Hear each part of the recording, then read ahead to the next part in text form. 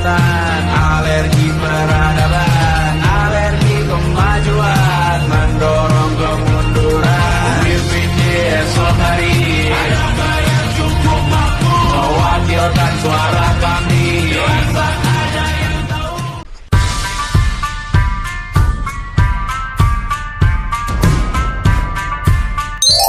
Hai semuanya, kenalin nama aku Desi Brianti. Pada video ini aku mau ngejelasin mengenai pengertian dan hakikat demokrasi. Kata demokrasi berasal dari bahasa Yunani, yaitu dari kata demos yang artinya rakyat, dan kratos atau kekuatan, atau disebut juga pemerintahan rakyat. Nah, demokrasi adalah suatu sistem pemerintahan yang menempatkan rakyat sebagai pemegang kekuasaan. Hakikat demokrasi ini adalah inti dari sistem pemerintahan yang menempatkan rakyat sebagai pemegang kekuasaan tertinggi. Dalam demokrasi, kekuasaan berasal dari rakyat dan dijalankan untuk kepentingan rakyat, baik secara langsung maupun mewakili wakil yang terpilih. Ada juga pengertian demokrasi menurut para ahli. Yang pertama menurut Aristoteles. Menurut Aristoteles, demokrasi itu adalah suatu bentuk negara yang menjunjung tinggi kebebasan, karena melalui kebebasan tersebut, setiap warga negara dapat berpartisipasi dan berbagi kekuasaan di dalamnya. Aristoteles merupakan filsuf Yunani kuno yang pemikirannya banyak dipengaruhi oleh kondisi negara kota pada masanya, yang kemudian ia tuangkan dalam karyanya yaitu Politics. Yang kedua yaitu menurut Abraham Lincoln. Menurut Abraham Lincoln, demokrasi is the government of the people, by the people, and for the people. Atau demokrasi adalah pemerintahan dari rakyat, oleh rakyat, dan untuk rakyat. Yang ketiga adalah menurut Hans Kelsen. Nah, menurut Hans Kelsen, demokrasi itu merupakan sistem pemerintahan dari rakyat dan untuk rakyat, di mana kekuasaan negara dijalankan oleh wakil-wakil rakyat yang dipilih. Kemudian yang keempat menurut Muhammad Hatta. Nah, menurut Muhammad Hatta, demokrasi sebagai sebuah pergeseran dan pergantian kedaulatan raja menjadi kedaulatan rakyat. Hatta menekankan juga demokrasi yang berlandaskan nilai-nilai kebersamaan dan gotong royong, bukan sekedar kebebasan individu. Nah, itu merupakan pengertian demokrasi menurut para ahli. Demokrasi sebagai cara hidup atau way of life adalah pemahaman bahwa demokrasi tidak hanya diterapkan dalam sistem pemerintahan seperti pemilu, tetapi juga diwujudkan dalam sikap dan perilaku sehari-hari di berbagai lingkungan seperti sekolah, keluarga, ataupun di lingkungan masyarakat.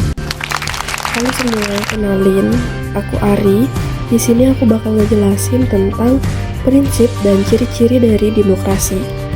Kita langsung saja ke prinsip demokrasi.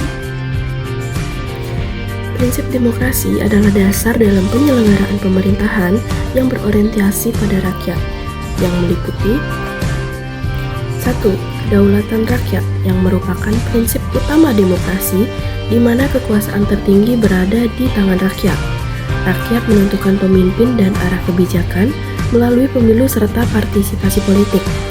Seperti contoh, masyarakat ikut memilih presiden dalam pemilu, sehingga hasilnya menentukan pemimpin negara. Hal ini menunjukkan bahwa legitimasi kekuasaan berasal dari kehendak rakyat.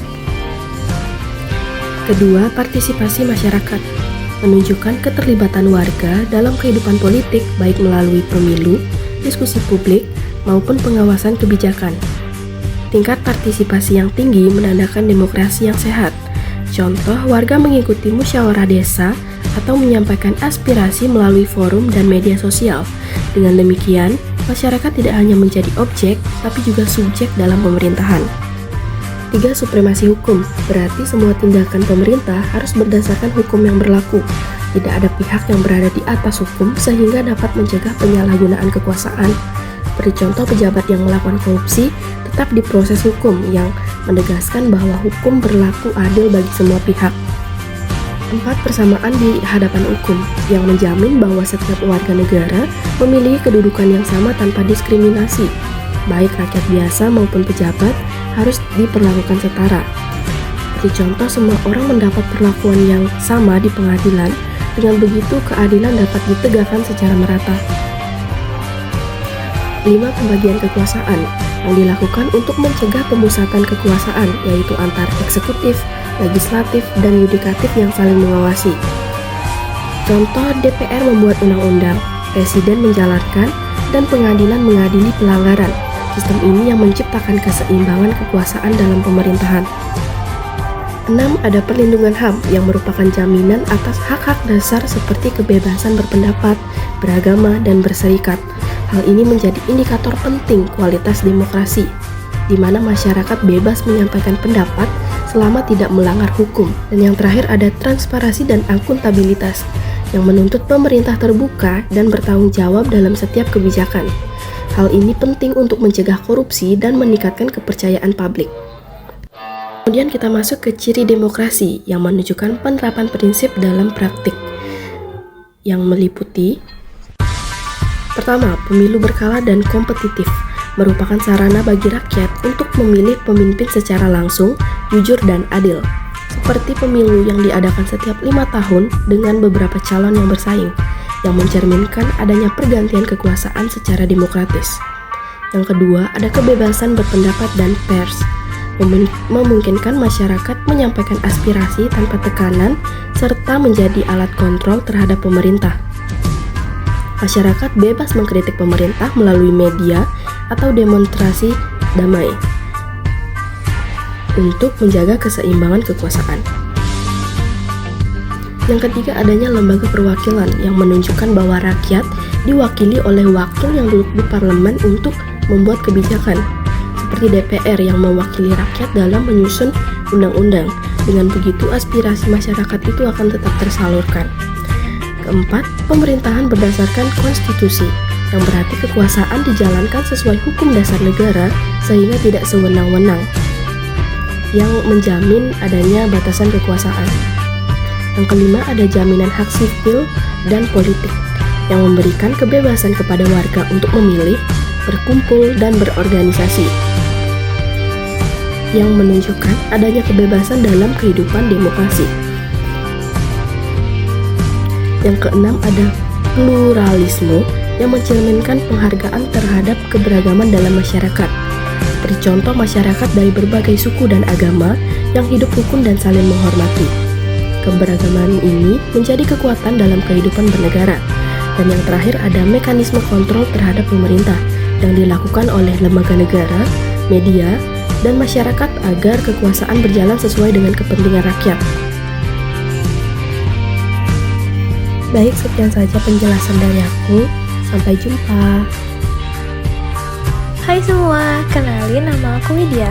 Di sini aku akan menjelaskan mengenai jenis, penerapan, dan tantangan demokrasi. Jenis-jenis demokrasi itu dibagi menjadi 3, yaitu yang pertama, berdasarkan penyaluran kehendak rakyat, yang kedua, berdasarkan prinsip ideologi, dan yang ketiga, berdasarkan tujuan. Kita mulai dari berdasarkan penyaluran kehendak rakyat. Demokrasi dibagi menjadi 2, yaitu demokrasi langsung dan demokrasi tidak langsung. Demokrasi langsung adalah sistem di mana warga negara ikut langsung dalam pengambilan keputusan publik. Biasanya diterapkan di wilayah dengan jumlah penduduk yang kecil agar partisipasi semua warga memungkinkan. Sedangkan demokrasi tidak langsung adalah sistem di mana rakyat menyampaikan aspirasi melalui wakil yang telah dipilih untuk mengambil keputusan, dan banyak digunakan di negara modern karena lebih efektif untuk wilayah yang luas dan penduduk yang besar. Selanjutnya berdasarkan prinsip ideologi, yaitu yang pertama ada demokrasi konstitusional, yang kedua ada demokrasi rakyat, dan ketiga ada demokrasi Pancasila. Demokrasi konstitusional menekankan pada perlindungan hak-hak individu serta pembatasan kekuasaan pemerintah melalui konstitusi. Dalam sistem ini, segala tindakan pemerintah harus berlandaskan hukum yang berlaku sehingga mencegah terjadinya penyalahgunaan kekuasaan. Lalu, demokrasi rakyat itu berlandaskan pada ideologi Marxisme dan komunisme yang bertujuan menghapuskan perbedaan kelas sosial dalam masyarakat. Sistem ini lebih menekankan pada kepentingan kolektif dibandingkan kepentingan individu. Dan yang terakhir ada demokrasi Pancasila. merupakan sistem demokrasi yang diterapkan di Indonesia, yang mengutamakan musyawarah untuk mencapai mufakat, menjunjung tinggi nilai gotong royong, serta menyeimbangkan antara hak individu dan kepentingan bersama. Sistem ini juga berakar pada nilai-nilai budaya dan moral bangsa Indonesia.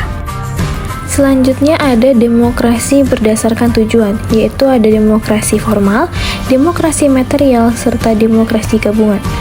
Demokrasi formal adalah sebuah demokrasi yang menitik beratkan pada persamaan hak politik bagi seluruh warga negara. Namun, sistem ini belum sepenuhnya memperhatikan aspek pemerataan ekonomi. Lalu, ada demokrasi material. Demokrasi ini lebih berfokus pada upaya menciptakan kesetaraan ekonomi dan mengurangi kesenjangan sosial. Dalam sistem ini, aspek kebebasan politik cenderung kurang mendapat perhatian. Dan yang terakhir ada demokrasi gabungan, yaitu sebuah demokrasi perpaduan antara demokrasi formal dan demokrasi material, yaitu sebuah sistem yang berupaya menciptakan keseimbangan antara kebebasan politik dan kesejahteraan ekonomi masyarakat. Selanjutnya ada penerapan demokrasi di Indonesia. Penerapan demokrasi di Indonesia merupakan wujud nyata dari pelaksanaan kedaulatan rakyat yang berlandaskan pada nilai-nilai Pancasila. Demokrasi Pancasila menekankan prinsip kekeluargaan, gotong royong, serta keseimbangan antara hak dan kewajiban warga negara. Dalam praktiknya, demokrasi di Indonesia tidak hanya terbatas pada kegiatan politik, tetapi juga mencakup berbagai aspek kehidupan seperti sosial, ekonomi, dan budaya. Nah, dalam penerapan demokrasi di Indonesia, demokrasi itu ada dalam sistem pemerintahan, dalam kehidupan politik, dalam kehidupan sosial dan budaya, dalam bidang ekonomi, serta dalam bidang hukum. Di sini saya akan menjelaskan demokrasi dalam sistem pemerintahan.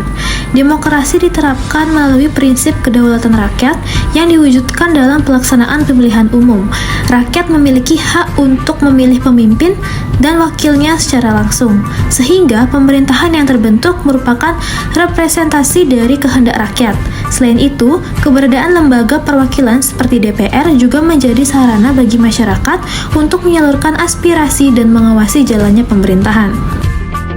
Lalu ada demokrasi dalam kehidupan politik. Itu terlihat dari adanya kebebasan berpendapat, berserikat, dan berpartisipasi dalam proses politik. Masyarakat diberikan ruang untuk menyampaikan aspirasi baik secara langsung maupun melalui organisasi politik serta partai politik. Namun, kebebasan tersebut tetap harus dijalankan secara bertanggung jawab dan sesuai dengan peraturan yang berlaku agar tidak merugikan kepentingan umum. Selanjutnya, dalam kehidupan sosial dan budaya, demokrasi Pancasila tercermin melalui nilai-nilai musyawarah untuk mufakat, toleransi, serta gotong royong. Masyarakat Indonesia terbiasa menyelesaikan permasalahan melalui diskusi bersama untuk mencapai kesepakatan yang adil. Nilai-nilai ini merupakan ciri khas demokrasi Indonesia yang berasal dari budaya lokal dan kehidupan masyarakat tradisional. Nah, penerapan demokrasi juga terlihat dalam bidang ekonomi, di mana pemerintahan berupaya mewujudkan kesejahteraan rakyat secara merata. Hal ini dilakukan melalui kebijakan ekonomi yang berpihak pada kepentingan masyarakat luas, serta upaya untuk mengurangi kesenjangan sosial. Dengan demikian, demokrasi tidak hanya berorientasi pada kebebasan politik, tetapi juga pada keadilan sosial bagi seluruh rakyat Indonesia. Selanjutnya, dalam bidang hukum, demokrasi diwujudkan melalui penegakan hukum yang adil dan tidak diskriminatif. Setiap warga negara memiliki kedudukan yang sama di mata hukum, serta mendapatkan perlindungan terhadap hak asasi manusia. Supremasi hukum menjadi dasar utama dalam menjaga ketertiban dan keadilan dalam kehidupan bernegara. Teman-teman di sini juga harus tahu bahwa penerapan demokrasi di Indonesia juga mengalami perkembangan dari waktu ke waktu, mulai dari masa revolusi, demokrasi liberal, serta demokrasi terpimpin, orde baru, hingga masa reformasi. Setiap periode tersebut menunjukkan adanya perubahan dalam sistem dan praktik demokrasi yang mencerminkan dinamika kehidupan politik di Indonesia. Maka dari itu, secara keseluruhan, penerapan demokrasi di Indonesia bertujuan untuk menciptakan kehidupan yang adil, makmur, dan sejahtera. Oleh karena itu, setiap warga negara memiliki tanggung jawab untuk menjaga dan mengamalkan nilai-nilai demokrasi dalam kehidupan sehari-hari, baik dalam lingkungan keluarga, masyarakat, maupun negara. Di Indonesia sendiri, demokrasi itu masih banyak sekali memiliki tantangan. yaitu yang pertama, adanya praktik politik uang dan korupsi, yang masih menjadi ancaman serius dalam pelaksanaan demokrasi di Indonesia. Keberadaan politik uang dalam setiap pemilihan umum dapat memengaruhi integritas pemimpin yang terpilih, karena proses pemilihan tidak lagi didasarkan pada kualitas dan kemampuan, melainkan pada kekuatan materi. Kondisi ini juga berdampak pada menurunnya kepercayaan publik terhadap sistem demokrasi yang seharusnya menjunjung tinggi kejujuran dan keadilan. Selanjutnya, yang kedua, ada pelemahan kebebasan pers dan berpendapat yang masih menjadi tantangan lain dalam kehidupan demokrasi. Adanya kebijakan tertentu seperti tindakan represif terhadap jurnalis dan aktivis menimbulkan kekhawatiran akan menurunnya kebebasan dalam menyampaikan pendapat. Padahal, kebebasan pers dan berpendapat merupakan salah satu pilar penting dalam sistem demokrasi yang sehat.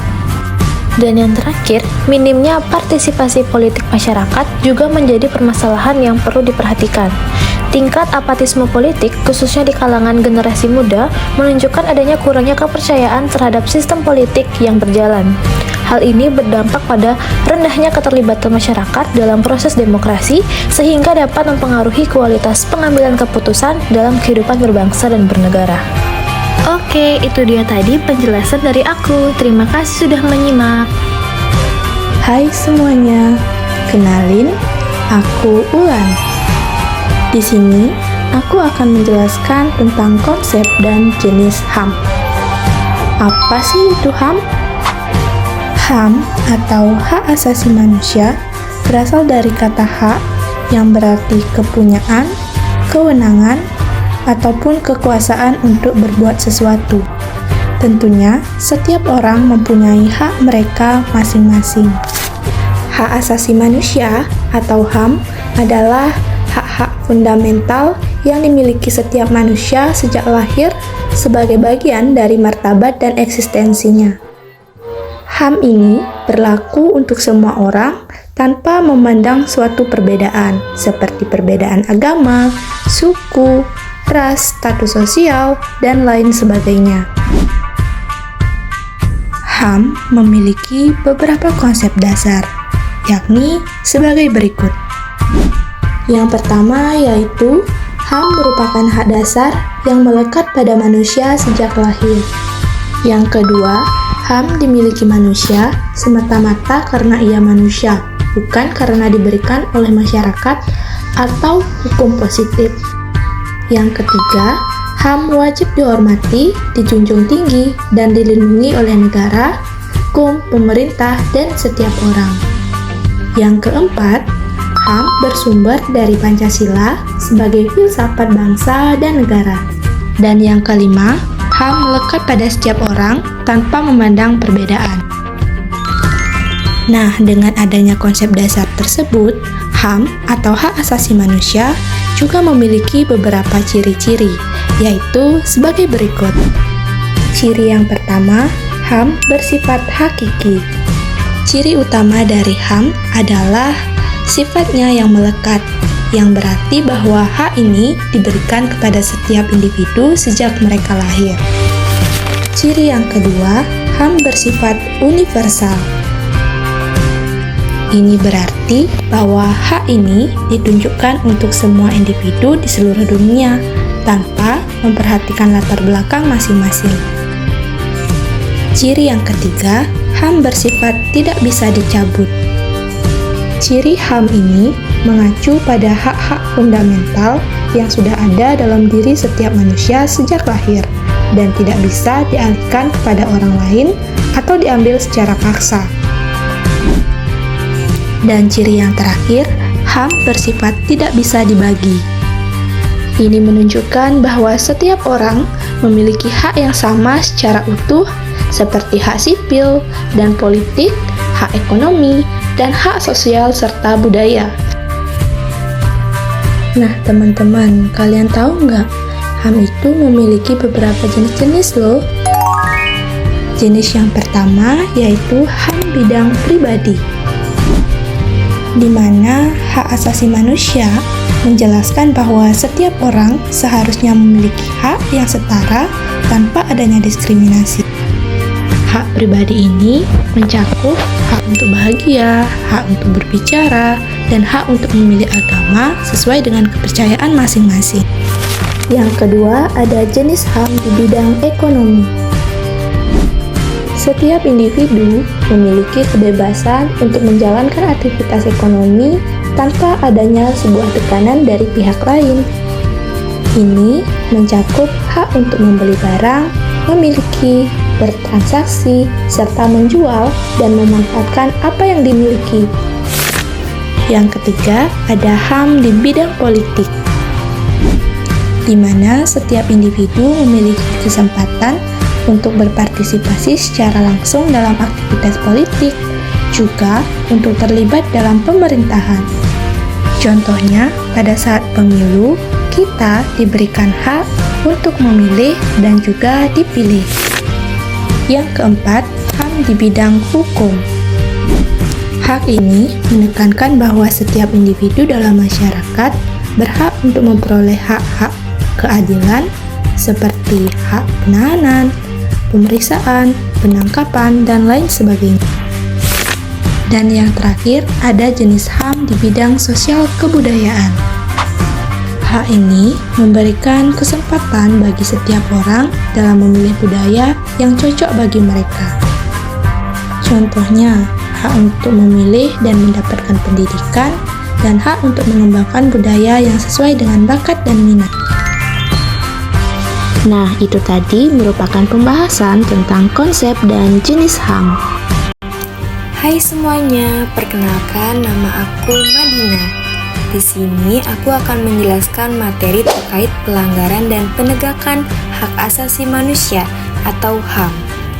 Pelanggaran hak asasi manusia atau HAM adalah setiap tindakan yang mengurangi, membatasi, atau mencabut hak seseorang yang seharusnya dilindungi. Pelanggaran ini bisa dilakukan oleh individu, kelompok, maupun pihak yang memiliki kekuasaan, baik secara sengaja maupun tidak disengaja. Ciri yang pertama adalah adanya pihak yang dirugikan, baik secara fisik, psikologis, maupun sosial. Contohnya, korban perundungan di sekolah yang menjadi takut dan kehilangan kepercayaan diri, atau seseorang yang tidak mendapatkan kesempatan untuk bersekolah. Ciri kedua adalah adanya tindakan yang melanggar hukum atau norma yang berlaku. Tindakan ini bisa bertentangan dengan aturan hukum, norma sosial, maupun nilai moral. Bentuknya bisa langsung seperti kekerasan dan diskriminasi, atau tidak langsung seperti kebijakan yang merugikan kelompok tertentu. Selanjutnya, ada pun jenis-jenis pelanggaran HAM. Secara umum, pelanggaran HAM dibedakan berdasarkan tingkat beratnya, pelaku, dan sifatnya.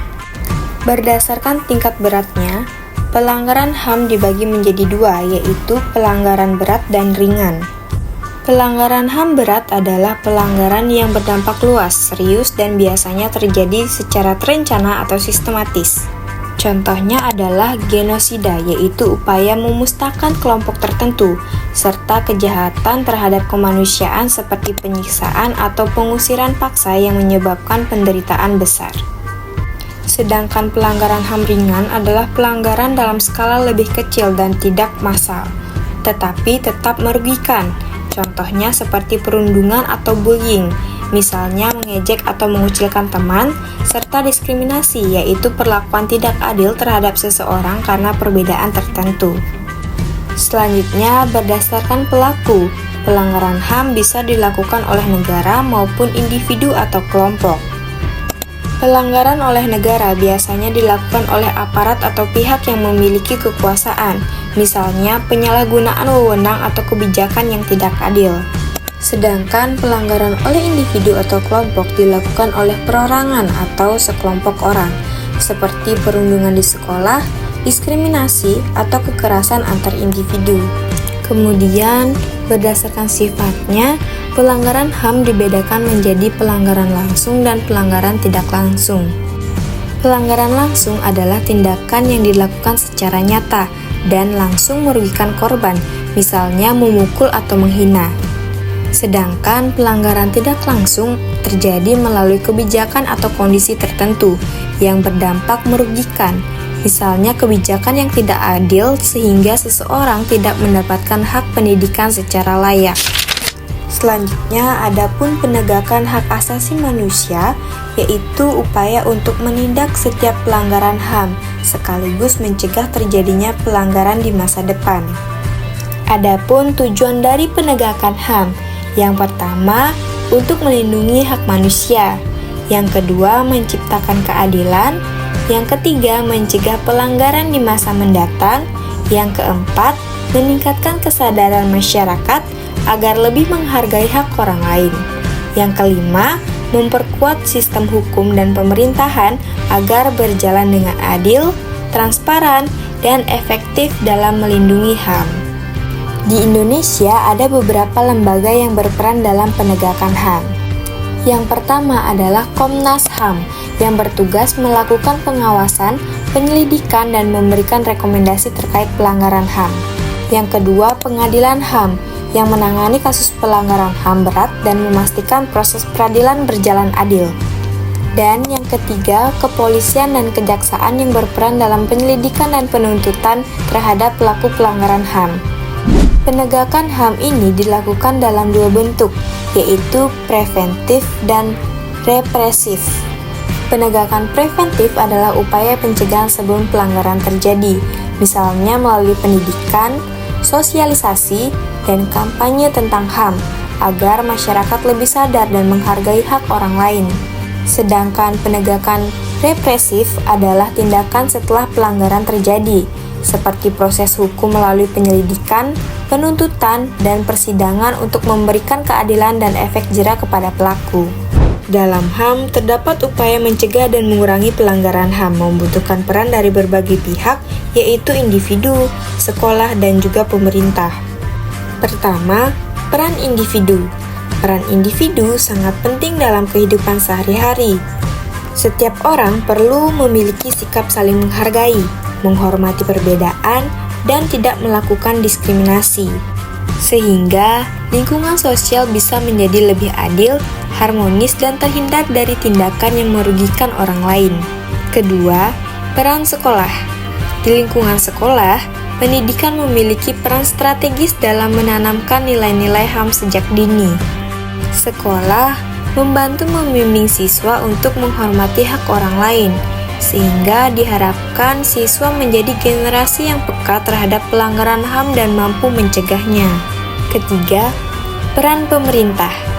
Pemerintah memiliki tanggung jawab untuk melindungi hak warga negara melalui hukum yang jelas dan tegas. Selain itu, pemerintah juga perlu melakukan sosialisasi tentang HAM agar masyarakat memahami hak dan kewajibannya serta tahu langkah yang harus diambil jika terjadi pelanggaran. Dengan adanya kerjasama antara individu, sekolah, dan pemerintah, diharapkan tercipta masyarakat yang aman, adil, dan saling menghargai. Baik teman-teman semuanya, itulah tadi penjelasan dari aku terkait pelanggaran dan penegakan HAM.